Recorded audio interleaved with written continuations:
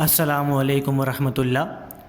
बहुत पुरुमीद के मेरे तमाम स्टूडेंट्स बख़ैर व आफ़ियत हैं और भरपूर तैयारियों में मसरूफ़ अमल हैं। जैसा कि आप सबके इल्म में है कि इम्तहानात बेहद नज़दीक हैं और चूँकि इम्तहानात नज़दीक हैं लिहाजा हमारी भी यही कोशिश है कि हम अपने तौर पर पूरा और मुकम्मल कोर्स आप तक पहुँचा सकें। लिहाजा उसके लिए आपके इल्म में है कि हमने न्यूमेरिकल्स का आगाज़ किया है, जिसका तीसरा लेक्चर इस चैप्टर का आपसे शेयर करने जा रहा हूँ।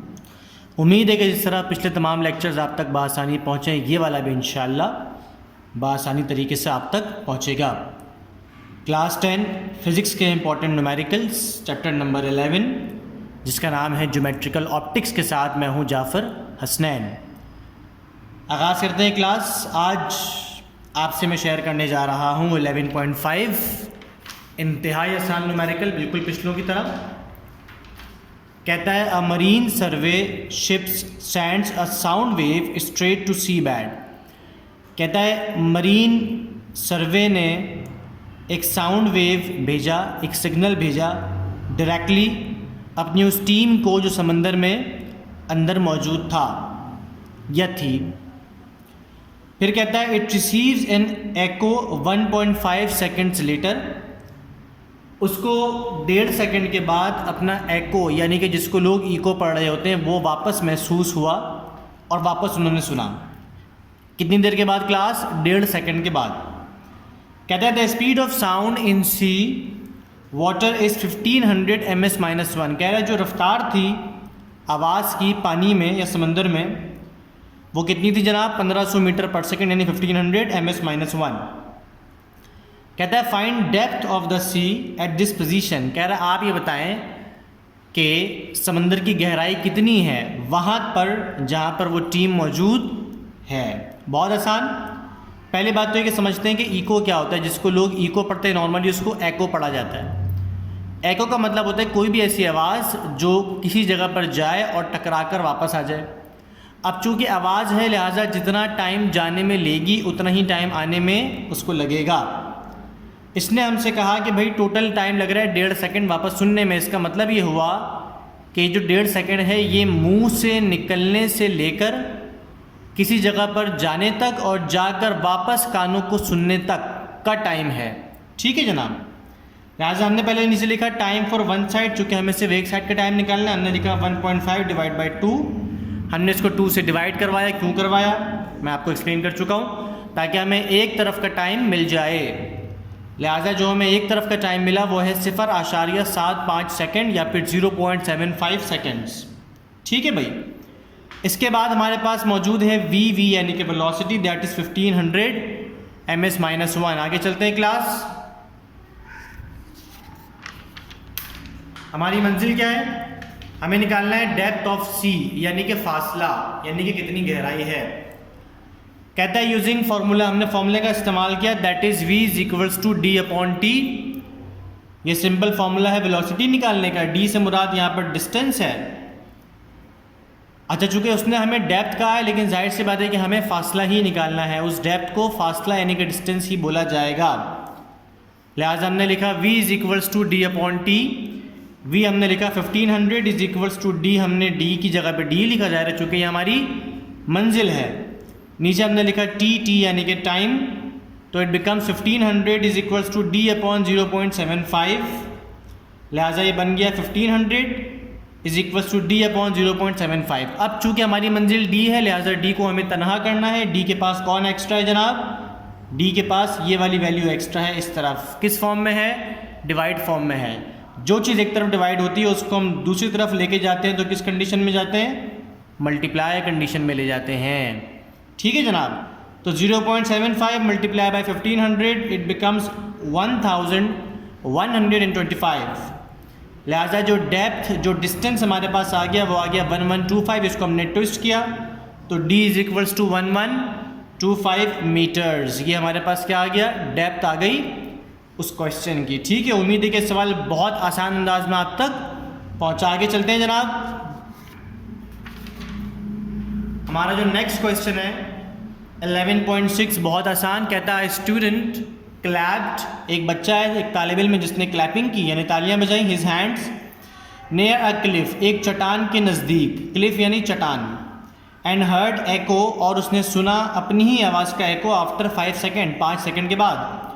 कहता है what is distance of Cliff from the student, कह रहा है ये बताएं कि जो चट्टान है और जो बच्चा है यानी स्टूडेंट है उनके दरमियान फासला कितना है। If sound V is taken as 346 ms-1, क्या कह रहा है कि अगर उस साउंड की रफ्तार 346 ms-1 ली जाए तो। बहुत आसान सवाल, एक दफ़ा समराइज़ कर दूँ। उसने टाइम आपको दिया, टोटल टाइम जिसको वो कह रहा है 5 सेकेंड, इसको हमें डिवाइड करना है, एक तरफ का टाइम निकाल लेना है। आपको पता है एको का मतलब होता है दोनों तरफ का टाइम, यानी आना और जाना।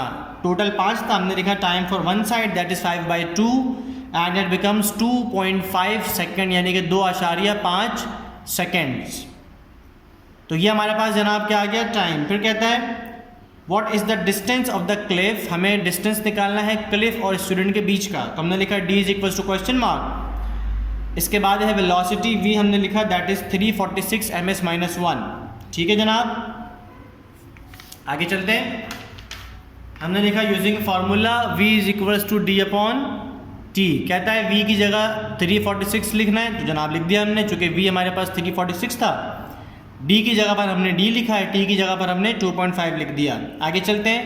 2.5 D के पास डिवाइड फॉर्म में है, यानी कि डिवाइड हो रहा है, तो जो चीज़ एक तरफ डिवाइड होती है वो दूसरी तरफ जाकर मल्टीप्लाई हो जाती है, यानी ये बन गया 346 × 2.5। जब हम इसको मल्टीप्लाई करेंगे तो जो वैल्यू बनेगी वो है 865 and that is 865 is equals to D।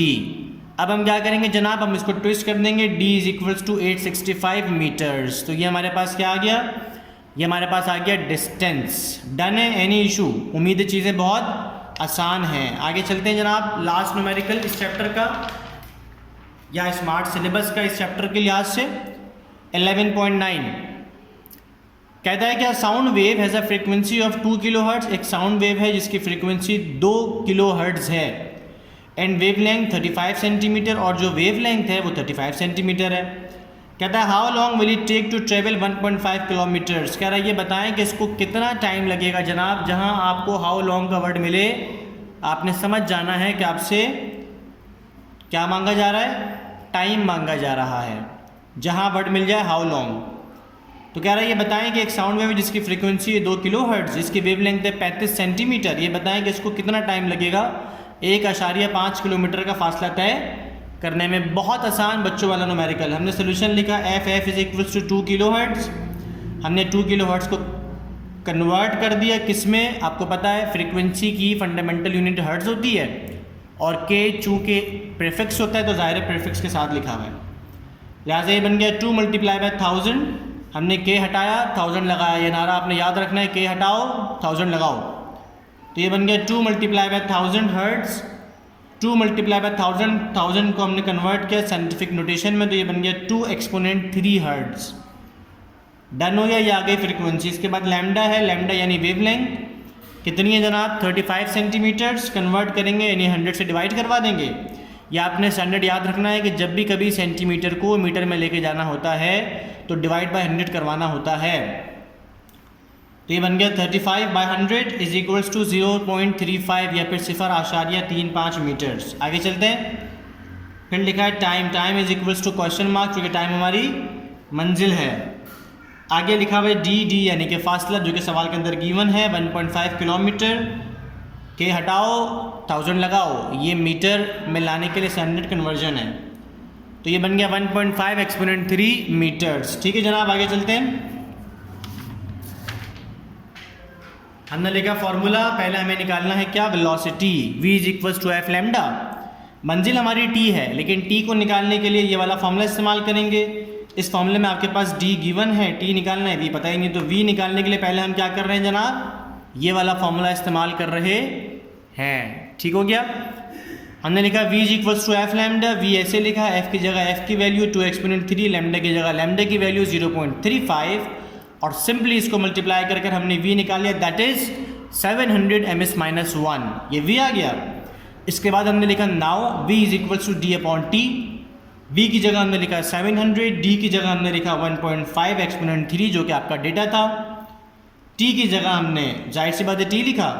अब चूँकि हमारी मंजिल टी है, याद रखिएगा जो हमें निकालना होता है वो कभी भी डिनोमिनेटर फॉर्म में नहीं होना चाहिए। जो हमें फाइंड आउट करना होता है उसको हमेशा या तो यहाँ या तो फिर यहाँ न्यूमरेटर फॉर्म में होना चाहिए, लेकिन टी यहाँ पर डिनोमिनेटर फॉर्म में है तो हम पहले टी को हटाएंगे। टी यहाँ डिवाइड हो रहा है, यहाँ ले आऊँगा तो मल्टीप्लाई और 700 यहाँ मल्टीप्लाई, और अगर नीचे ले आऊँगा तो डिवाइड। लिहाजा कुछ नहीं किया, बस टी को यहाँ ले गए, 700 को नीचे लाए तो टी यहाँ गया, ये वाली वैल्यू ऊपर पहले से ही मौजूद है और जो 700 था यहाँ पर आकर डिवाइड फॉर्म में आ गया। सिंपल हो गया, सिंपल कुछ नहीं किया, इसको डिवाइड किया, जो आंसर हमारे पास आया दैट इज़ 2.1 सेकेंड्स। इस तरह से हमने टाइम फाइंड आउट कर लिया। बहुत पुरुमीद कि बहुत आसान न्यूमेरिकल आप तक बहुत अच्छे अंदाज से पहुँचाया जा चुका है। कोई भी क्वेश्चन हो बिला झिझक आप हमसे डिस्कस कर सकते हैं। इंशाल्लाह पूरी कोशिश रहेगी, जल्द हाजिर खिदमत होंगे एक बहुत आसान से चैप्टर के बहुत आसान से न्यूमेरिकल्स के साथ, जिसको इंटरेस्टिंग बनाते हुए इंशाल्लाह आप लोगों तक